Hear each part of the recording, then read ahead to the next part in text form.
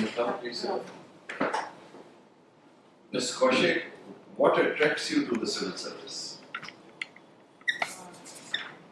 So I grew up in Dehradun, and so I had access to education, healthcare, and all basic amenities. But sir, I realized that not everyone has access to these facilities in life, and I also slowly realized the importance of it. So sir, I want to help improve the quality of service in India and the quality of life of people. And so hence I thought this would provide me with a good platform to do the same. Good. Quality of life is a great thing. Now, have you read in the paper yesterday, it came probably today also, that in HDI index, the HDI index, we have fallen? Yes, sir. What is our ranking? So we fell from 130th to 131st rank this year. Out of?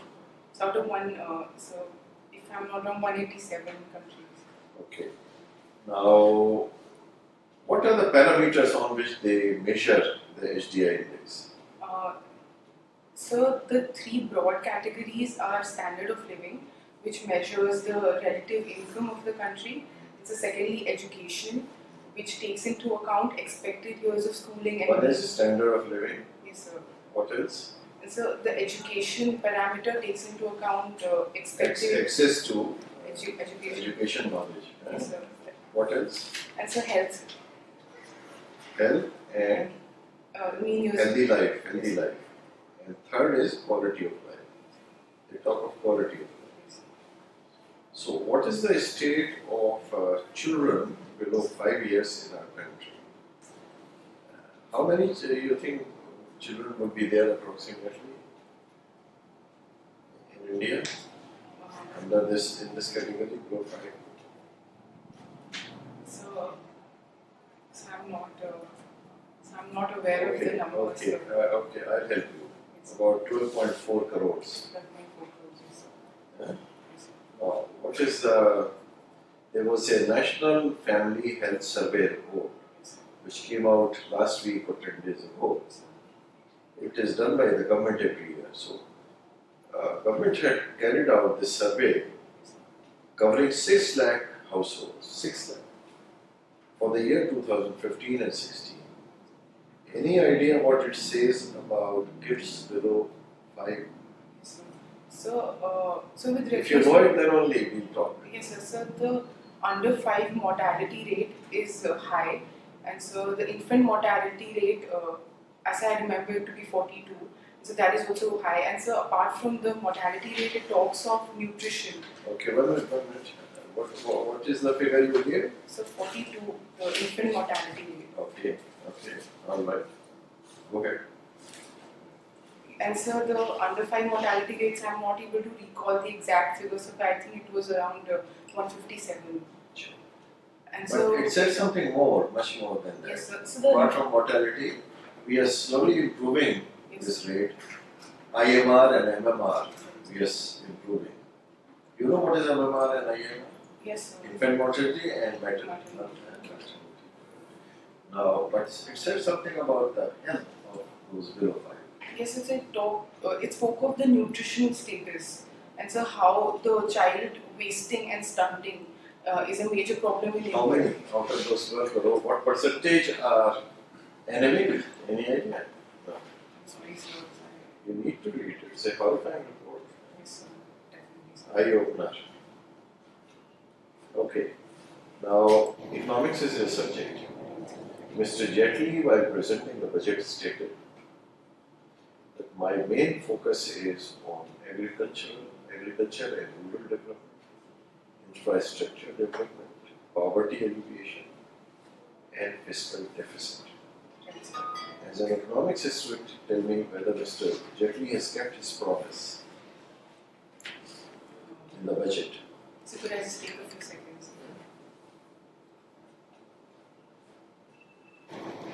So I would start with fiscal deficit.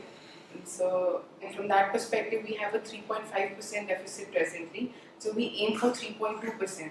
So even though FRBM says that we should get it to 3, but keeping in mind the scenario in the country, 3.2 is a very balanced target to have. So in that respect, if we stick to our fiscal deficit target as we have in the previous year, it would be keeping the promise. Fiscal consolidation, right.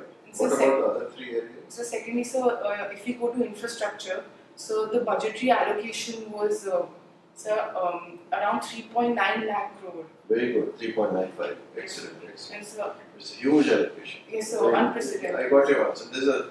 In fact, of all the sectors, infrastructure gets the maximum. Yes. Now let's move quickly to the other agriculture. So agriculture, we aim to double the farmer income by 2020. Those are pipe dreams. So let's Yes. come straight to the point. So, How much allocation? so I do not remember the exact allocation, but some few figures were that 40,000 crore. 1,87,000.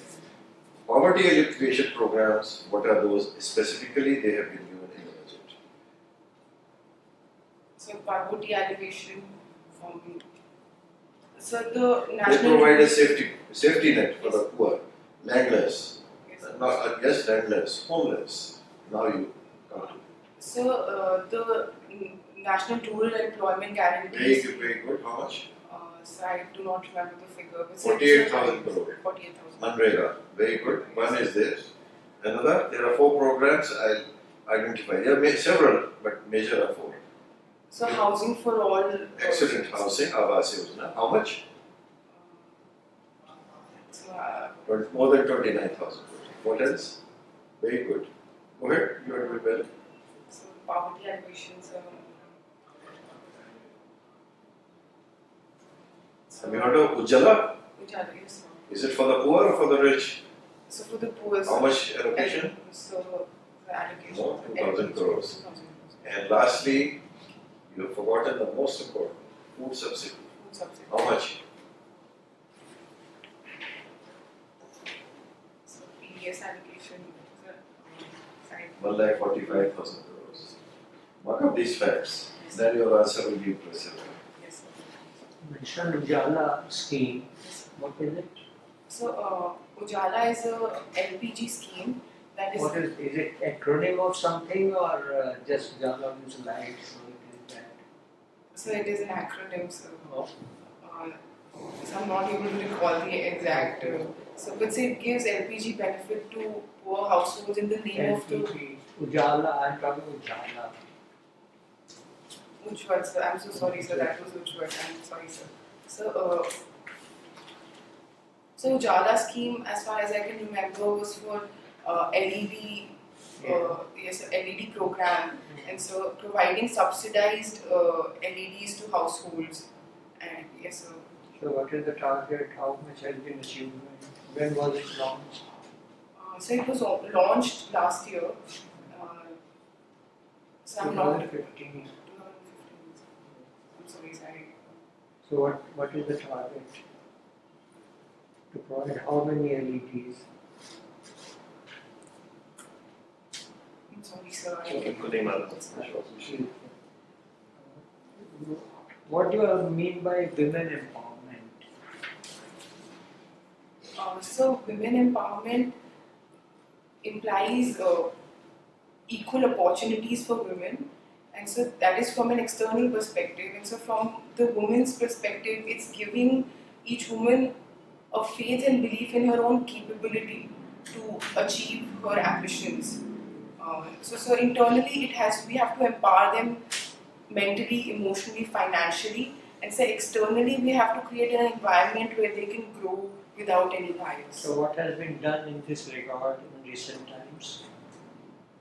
So with respect to women empowerment, to begin with, even though the focus of the Narega plan was not on women, 51% utilization is by women. So in that sense, it gives them an employment opportunity. And so apart from that, so the new Housing for All mission aims to give the house in the name of the woman, which would give her a greater decision-making power. Yes. What else? And so, Any legislation for women? so maternity benefit act was passed recently. So it increases the maternity leave from 12 weeks to How does 26 it weeks. empower women to increase the maternity leave limit to 26 weeks? How does it empower? Is there anything else which really empowers women under this act? It's only a facility you are giving it. Instead of 12 weeks, Yes. you can have 26 weeks. And so organized sector has to provide creche at the workplace for women. So in this legislation that will also help. Any other legislation So in recent times, you last 1 or 2 or 3 years? So can I just take a few seconds to recall? Some amendments have been made in some laws. Yes, after the December 2015 case, the amendment was made to so the sexual act, sexual harassment and sexual.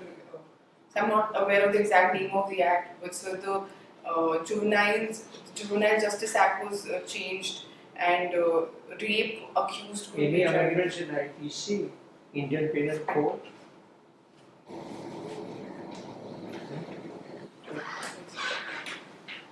You're from Uttarakhand, Yes, ma'am. but you have not given Uttarakhand as your first preference. Why is that so? Ma'am, I'm very attached to the state and I would keep going back to it definitely. Ma'am, I thought that since I have seen Uttarakhand and I So go you want a new place. Yes, ma'am. All right. There were the flash floods last year. Yes, ma'am. So what happened? Have we come back to the normal situation, or are things still very bad? Ma'am, the flash floods are a seasonal pre-monsoon feature. Ma'am, at that point of time there was a cloud burst, and especially the area in Rudraprayag, the river levels raised to a very high level. And now the immediate impact was that there was a landslide and the road was broken. So ma'am, the building of roads has taken place. However, ma'am, we are still prone to that again this year. So in that sense, the administration is working, and So do we have a disaster management agency in the country? I guess, ma'am, we have the National Disaster Management. So what sort of disasters do they look at? Ma'am, the NDMA looks at natural as well as man-made disasters. And ma'am, natural disasters, floods, earthquakes. Recently, droughts were also a major part of natural disasters. And man-made? Ma'am, chemical, biological leakages, nuclear disasters, and ma'am, So how many of these task force members are there in Uttarakhand? Do we have a response team, or do they come from the center? ma'am, we have a state disaster response force after the 2013 cloudburst for floods. Okay. Now, have you heard of the smart city concept? Yes, Can you give me the ingredients and how many cities are going to be considered as smart cities? Ma'am, the ingredients of smart city are, firstly, it uses information and communication and technology to make cities more inhabitable. And that includes better waste management, better buildings. First, basic amenities.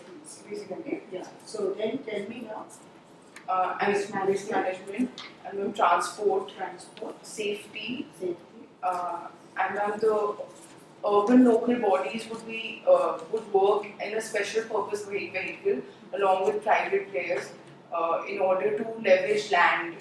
So how many smart cities have been decided on? Ma'am, as far as I can recall, 100 I'm going to cities. start with. Okay, now akin to the smart city concept is also the Amrut. Are you aware? Yes, ma'am. Tell me something about the Amrut. Ma'am, could I just take a few Yes. Atal Mission for rejuvenation of urban transport. So tell me about this. Ma'am, it replaces Jandrum yes, ma'am. And ma'am, the difference is that now the approach taken is more, it gives more autonomy to the urban bodies earlier there would be an appraisal of the scheme by the center and only then funds would be released. Now the funds, they would just look at the plan and release funds unconditionally. And the last question, you heard of Niti Aayog. Yes, Briefly describe what the new Niti Aayog is, what is its purpose and what is it do? Ma'am, the Niti Aayog is a think tank that caters to planning in a mixed market economy like India. Ma'am, because planning doesn't have to be centralized and imperative anymore. They function as a guidance to planning. It also Who are its members? Ma'am, Mr. Amitabh Kant, Members, all members. All the chief ministers Chief of Minister, various states and UTs. yes, And it will overlook all the patches schemes. yes. Ms. Kaushik, particulars of prizes, medals, schools, scholarships, etc. You have mentioned publication on credit ratings in emerging markets. Yes. Throw some light on that. What they get to do? In the research, so I looked at specifically BRICS nations, and so the sovereign rating assigned to these countries, what is it based on? So according to Standard and You Poor, made an analysis of that, or so I did a quantitative analysis okay? so they said the quantitative factors taken in were fiscal health, growth rate, inflation, deficits. But so apart from that, they said And that what kind of conclusions do you draw out of that? that these rating agencies also give themselves a little leeway in terms of qualitative factors. And so Okay. there is no uniformity. For instance, between India and Russia, there weren't as many reasons to have a difference in rating. And where would you place India on the credit ratings as per your analysis? We are figuring high at least. So we are the last investment grades at triple B minus. So I would, so without bias, I would place it above triple B minus because India has a history of never defaulting on its debt. Okay. Extracurricular activities we have mentioned latest developments in economics. Yes. Any specific development that we have been monitoring? So recently on a global level, so I've been reading a lot about deglobalization and fallout of globalization, how countries are moving towards a more inward-looking world. Protectionism. Yes, so protectionism, trade Okay. protectionism. Tell us briefly on that. What is the trend that you are able to notice? So starting from the United States with Some signals that you get. So United States withdrew from TPP, Okay. and so the president claims that they would want to withdraw from World Trade Organization if they could. And so Britain, Brexit is a sign of them moving away from the European Union. Okay. Now, Indian rupee has been appreciating of late, Yes. and I think yesterday or day before, this was the highest level in 17 months. Yes. What is the significance of that on the economy? So an appreciating currency would adversely affect our exports, and so imports would also become more expensive. So it would give a positive signal because to FDI, so we could have more foreign investment coming in.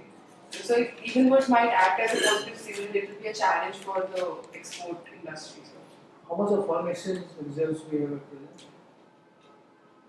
So around $335 billion. More than that. More than 360. Appreciation of rupee, will it have any impact on the FD, on the forex reserves that we have? Yes, sir. It will have. It will have, yes, sir. Are we convertible on the capital account? No, so we do not have complete, we have partial capital account convertibility. No, we are not even possible. We are convertible on the current account, We are but not on the capital account. Yes, sir. Why we are having So previously, committees like Tara Board Committee have been set up. So we feel that it would expose us to greater volatility globally. And so learning from the Asian crisis in the late 90s when they opened up their capital market, So the currency fluctuation. But that's an ongoing process, you know. Yes.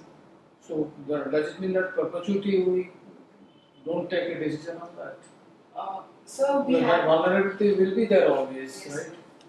Mhm. So we have been relaxing. So for instance, external commercial borrowings are more. We have a liberalized remittance scheme in capital account. So slowly we have. Okay, one last question. You heard of John Maynard Keynes, you studied economics. Is Keynes relevant today in India, in the Indian context? Keynesianism? So the prime Keynesian tenet of low aggregate demand during recession and so boosting. Public investment. Yes, public investment. So in the fiscal policy sense, it is very relevant to India because the government constantly uses and will be required to use fiscal policy to move the country towards full employment. An eminent economist who died recently, at the global level. So, Very eminent economist. so Nobel laureate Sir Addo also. Right. Thank you. Right. So we close your interview. Let's see how you perform. I'll give you a feedback. Why civil service? You said quality of life. You want to improve the quality of life. My suggestion is don't make these statements. Just say that these are the highest services in the country. So it will be a personal achievement. It will give me a sense of achievement if I can make it to any service. At the same time, this will provide me a unique platform for public service, which no other service in the country can provide. Don't go into those that I want to. Some people say I want to transform society. You want a great career. You offer a great career. And you want an opportunity for public service. The best opportunity is available here. Simple. Keep it simple. Eh? Then check up on this health indices. This is a burning topic now with the National Health Policy being announced, National Health Survey, and latest is the HDI index which came yesterday. Who is number one in this index? So HDI index? Not really. Scandinavian countries generally score the best. Now, budget. I asked you only one question about Mr. Jetli. Some you could give, but other replies were inadequate. So take a second look at budget. Have you got a copy of it? Not the whole thing, but just highlights of it. If you read it again and again, when is your interview? So 29. 29. You still have time. Download it today. Read it every day like a Bible, like a prayer book. So you will get a lot of data. You will be handed a number of questions. You know there are three schemes: Ujjwala, Ujala, and Ujjwal. Yes. You know all that?